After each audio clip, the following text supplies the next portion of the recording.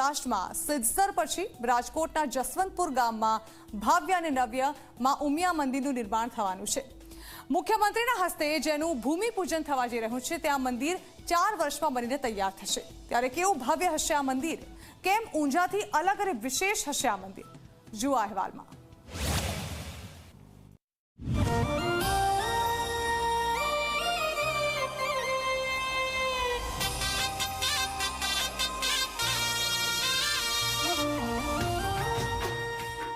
Acre જમીનમાં બનશે મંદિર।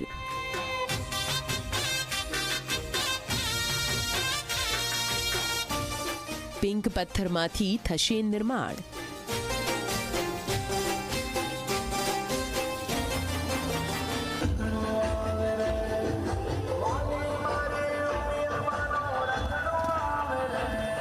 શ્રી ઉમિયા માતાજી સંસ્થાન રાજકોટનું 13 તારીખના રોજ ભૂમિપૂજન એટલે કે ખાતમુહૂર્ત થવા જઈ રહ્યું છે। આગામી 1-2 દિવસની અંદર અમારી આખી ટીમ રાજકોટના દરેક વોર્ડ વાઇઝ દરેક એરિયાની અંદર જે માતાજીનું મંદિર બને છે, ભૂમિપૂજન થાય છે, એનું પ્રચાર પ્રસાર માટે અમે લોકો નીકળવાના છીએ।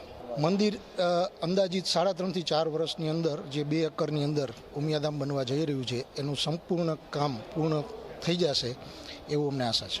તો રાજકોટ માટે આ મંદિરની બહુ ખૂબ જ જરૂર હતી કે આપણે લોકલ એક મંદિર થાય। ઉમિયા માતાજીના મંદિર તો નો ડાઉટ ઘણા છે જ, પણ જે રાજકોટમાં આપણે જરૂર હતી એટલે એ પ્રમાણમાં આપણે ને તમે આખા રાજકોટમાં જોઈ શકો છો કે કેવો થનગનાટ છે બધા માટે। આ મંદિર તો એવું દિવ્યતા અને ભવ્યતાવાળું થવાનું છે કે એની કોતરણી કે જે થવાનું છે એ અલગ જ પ્રકારનું કે એમાં કોઈ પણ જાતના લોખંડ કે સળિયાનો કોઈ ઉપયોગ નથી થવાનો। એ રીતે ગુલાબી પથ્થર જે આપણે રામ મંદિર થયું છે એ રીતે થવાનું છે।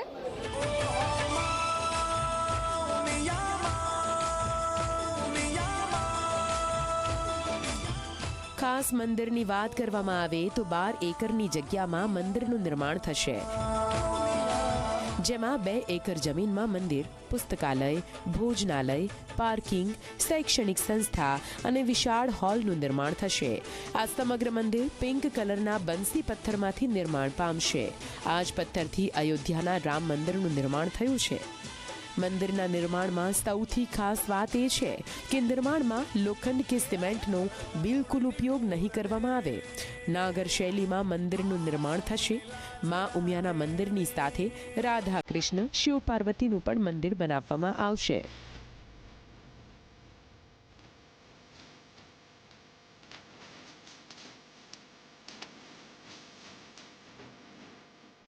આ મંદિર આપણે નાગર શૈલીથી બનાવવાના છીએ।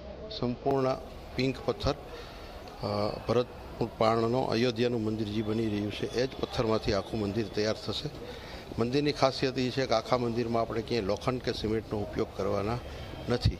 એટલે પુરાણા જે સોમનાથના અને દક્ષિણના મંદિરો છે એ પ્રકારના 1000 વર્ષ સુધી ટકે એવું મંદિર આપણે બનાવવા જઈ રહ્યા છીએ। આ મંદિરની મધ્યમાં આપણે ઉમિયા માતાજીનું મંદિર, એક તરફ રાધાકૃષ્ણનું મંદિર અને એક તરફ શંકર પાર્વતીનું મંદિર બનાવવાના છીએ। ગરીબ માણસો દાખલા તરીકે બીજી જ્ઞાતિના હોય તો એને પણ અમે મદદ કરીએ છીએ।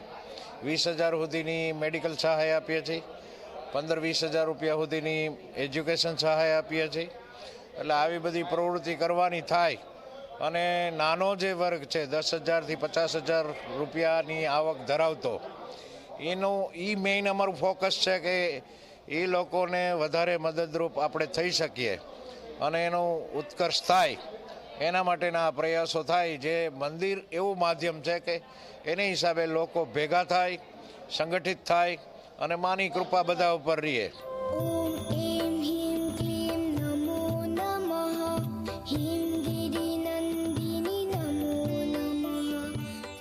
13 ડિસેમ્બરે ભૂમિપૂજન કાર્યક્રમમાં મુખ્યમંત્રીની સાથે ઊંઝા ઉમિયા માતાજી સંસ્થાનના પ્રમુખ બાબુ જમનાદાસ પટેલ સહિત 25,000થી વધુ લોકો ઉપસ્થિત રહેશે। આ મંદિર પાટીદાર સમાજ દ્વારા નિર્માણ થશે, પરંતુ મંદિર માત્ર પાટીદાર સમાજ પૂરતું સીમિત નહીં રહે। દરેક સમાજને તેમાં જોડવામાં આવશે તેવું પાટીદાર આગેવાનોનું કહેવું છે। દરેક સમાજના શ્રેષ્ઠીઓને મંદિર નિર્માણના કાર્યક્રમમાં આમંત્રણ આપવામાં આવશે। આ મંદિર સૌરાષ્ટ્રમાં સિદ્ધસર પછી વધુ એક દિવ્ય અને ભવ્ય મંદિર બની રહેશે।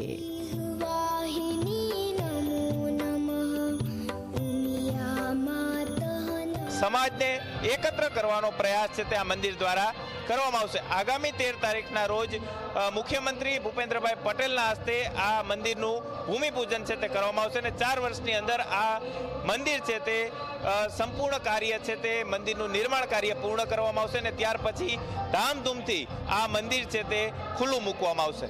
કેમેરા પર્સન ઉદય પવાર સાથે ગૌરવ દવે, ઝી મીડિયા, રાજકોટ.